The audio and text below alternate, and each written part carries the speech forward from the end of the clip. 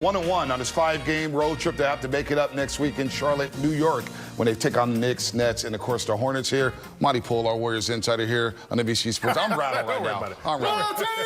Come on, let's get this together, man. NBA champion Festus Ezeli. I am Bonte Hill. I am rattled right now after the Warriors failed to win their 6th in a row, which would have been a season high. But the non-Steph minutes tonight, minus 19, and too many turnovers down the stretch there, and they fall to the Sixers, who give them credit. They were hungry tonight on national television. Well, the Philadelphia 76ers are one of the worst offensive teams in the league. And tonight, the Warriors just let the role players get crazy out there. Quentin Grimes, Kelly Oubre, former Golden State Warrior Kelly Oubre, really led the charge in the first half for the Philadelphia 76ers. The Warriors really had Steph, really the only person going in the first half. What did he have in the first half? He had 19 points. The other 4 starters had 17. 17 points. And so the Warriors were really struggling to get going. Steve Kerr tried different lineups. Even to start the game, this is the 34th different starting lineup the Warriors have had. Yeah. And Steve Kerr kept trying to plug and play different guys, different positions. Just wasn't enough. And the Warriors, they wish they can get back at least 11 layups tonight. They missed so many different layups. Yes, you gave up these points. Yes, your defense let you down. But the layups, that one is hard to imagine, Monty. Layups have been a season-long problem, though. Admit it. It's hard to deal with that one. But yeah, as the season goes on and you get down to the final 6 weeks of the season, you can't be missing layups. But tonight, you understand why they went after Jimmy Butler.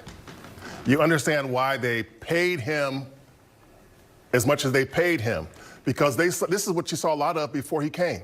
You saw Steph take a seat, and all of a sudden the offense would just go flat. And the same thing happened tonight. They were up 6 when Steph took a seat. They were down 5 when he came back. And so, and then they tied it again, but they didn't take over. You know, they didn't have command early, but the bottom line is that you want to make sure your team has a chance to win every game, and you want to make sure that you can have a chance to win in non-Steph minutes. The first thing Steve Kerr said when he got Jimmy Butler said, he's going to play all the non-Steph minutes. Then there was the one game when he didn't do that, and the team made a comeback. I think it was Houston, made a comeback, and Steve said, okay, I'm going back to Jimmy with all. Well, tonight, no Jimmy at all. So the non-Steph minutes were up to everybody else, and nobody came through. And so you look at this game tonight, and you miss all the layups. You look terrible in the non-Steph minutes. You add it up and you lose a game. Minus 19 in the non-Steph minutes in the first half. They're up 30, first quarter, they're up 30-24. Steph exits the game with about 2:07 left in the first quarter. He returns to the game 7 minutes and 21 seconds later. Next thing you know, the Warriors are down 5 as they scored only 7 points in 7 minutes and 21 seconds. And they fall to 1-22 when trailing after the third quarter. That's a problem they have to rectify down the stretch here. But let's pick up the tape, crunch time tape here, as the Warriors did fight back. And they used a 9-0 run to tie it up at 116. You see Guy Santos here with a nice little finish. He played well off the bench. Guy Santos, 14 points, 6 of 8 from the floor. Nice hustle plays, deflections, 4 rebounds as well, Fezzy fell. Great pass right here for GP2, who had a game tonight. Yes, he did. Him and Steph together, they definitely have an incredible chemistry. It just wasn't enough because this guy right here, Quentin Grimes, that point of attack defense was not on him tonight because it was on Tyrese Maxey and Paul George the whole night. Yeah, how about Yabusele, your boy from France? Yeah. 18 points off the bench, 5 of 7 from the three-point line. He had timely 3 after timely 3 all night long. But Quentin Grimes, you mentioned Kelly Oubre Jr., who the Warriors didn't want. It was a revenge game for him, basically. They didn't want you. They scored 35 points in the first half combined. Paul George actually only had 3 in the first half, but that was a tough finish right there. But here's the play. Oh, foul right there on Draymond Green. The Warriors would challenge, but the challenge was unsuccessful. Yeah. And more importantly, it burned their last time out, Monty. Yeah, you know, and you look at that play. Now, I'm not sure why they challenged it. You know, Draymond must have been very forceful. But when you look at the replay, you can see that this wasn't one of those kick-out situations. And so, and they could really have used that timeout. This was the shot of the game. PG, Paul George right there, Monty. That was a night shot. He scored 14 of his 17 in the second half, and the Warriors dropped this one to the Philadelphia 76ers, who are 1-10 in the month of February. But it is March Madness now, right? So it's a new calendar. They're looking to get into that 10th spot. But the Warriors had an opportunity to move up 2 games on the Dallas Mavericks, and they blow that here, so they'll have to bounce back Monday against the Hornets. You wasted some really good play by Steph and Gary Payton II. I mean, I thought GP2 was huge in this game, and the one thing I was surprised by is that Steve Kerr stayed with him on Maxey. and Grimes was running wild, and nobody could stop Grimes. Would you have switched it? I mean, you had to think about that. Maxey was cold. Right. He hadn't shot well the last game. So he stayed with him on Maxey. Maxey never got going, really.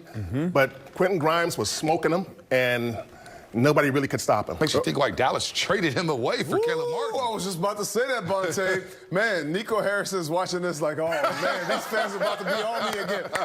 Quentin Grimes tonight, coming off the bench, he was terrific. His speed, his athleticism. You said that from the first possession of the game. He drove by somebody. I think it was Quentin Post at the start of the game. It's going to be a tough matchup. He's got speed, he's got size, he's got athleticism. He missed some tough free throws, which could cost him at the end of the game. But at that point, he already had 40-plus points. He did his job tonight. Going against the third-place defender. The Warriors right now, they miss Jimmy Butler, but they also miss Jonathan Kuminga. These are two of their top defenders. And not having them tonight hurt. Obviously, Jimmy Butler's presence in the paint, that's one thing. The Philadelphia 76ers outshot the Warriors' free throws. More attempts, 11 more attempts tonight than the Warriors. That was one thing. That's the Jimmy Butler presence thing as well. But the defense, that's one thing. The Warriors, they lost a little bit of that swagger. They got to get it back if they're going to go. Well, they also, tonight, I thought there were too many times when they didn't look agile on defense. They didn't look agile. And you mentioned the play at the beginning of the game when Quentin looked like he was stuck. Right. And so, again, Jimmy Butler's a different dude. And if he's out there, those layups and those paint forays aren't as easy. So they've been doing pretty good on the point of attack defense. And Maxey did not hurt them. That was the main guy you worry about. But Quentin Grimes was shooting inside, outside, all three levels. He got going. Okay, I'll say this. In all the middle of everything, I loved the fact that Quentin Post, Moses Moody, Gary Payton II, all these guys got really big minutes tonight. Without Jimmy Butler, there's a lot of minutes available for guys. They played crunch minutes, and that's going to be really key for them. There's some mistakes made at the end of the game. Draymond tried to pass it right back to Guy Santos at the end of the game. Those are little plays that the guys are going to learn from that they're going to use in the future. But without Jimmy Butler, this guy's going to have to figure out how to play the non-Steph minutes better. Without Jimmy Butler, really did the Warriors in. And on that 17-2 run, the Sixers went on in the second quarter. Again, the non-Steph Curry minutes, they were minus 19 tonight when Steph Curry wasn't on the floor. And this is where the Sixers took control of this basketball game, and they led the rest of the way. Yeah. They go up here, and they built a 15-point lead midway through the third quarter. They ended the first half up 12, and this is when they got rolling, Monty. Yeah, you look at this, and I think it's give Warriors credit. They never stopped, but every time Steph went to the bench, you saw what happened.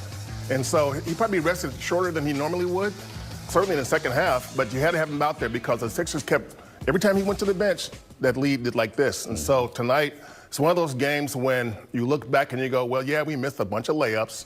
And I mean a lot of layups. And some of those layups were uncontested. I mean, Draymond missed at least three that were right there and nobody defending him. So, but there were some mistakes late in this game, too. I mean, Buddy Hield, going over to defend somebody he's double teaming a guy in the corner when he left somebody open. Paul George. Yeah, you don't do that, And so there's some mistakes you make, and in the end, the Warriors, they asked for this loss. Yep, no doubt about it. Quentin Grimes, that's why they lost. He had a career high 44 points, 18 to 20.